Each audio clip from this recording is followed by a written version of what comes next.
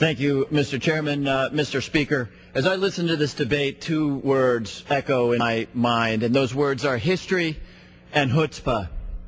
Let's talk history for a moment in this historic chamber. As I listen to the minority talk about cutting spending and it being a novel idea, darn right it's a novel idea because they've never done it. In the last 10 years, when they controlled the White House and they controlled this chamber, they did three big things. They put in place one of the largest entitlement programs ever, with a pharmaceutical benefit in Medicare. They fought two wars at the cost of hundreds of billions of dollars, and they cut taxes on the very wealthiest people in this country. Two massive increases in spending and a severe reduction in revenue. Guess what? Structural deficits. Facts are stubborn things. The fact is the minority took a $5.6 trillion surplus, and while they controlled this chamber, turned it into a $1.3 trillion deficit. And now they have the chutzpah to look to this side of the room and to criticize our efforts to bring that under control. The PAYGO legislation we are talking about today is a restoration.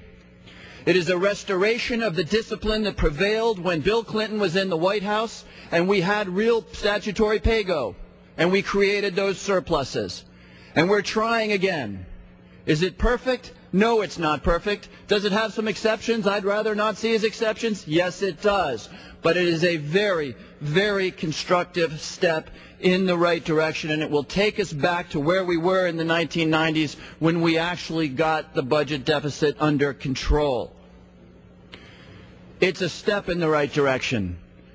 The amendment that they are proposing that we support is not a serious effort. It would impact severely our armed services and many of the people who rely on this government for their education, for their housing, for all the things that as a decent society we feel the obligation to provide.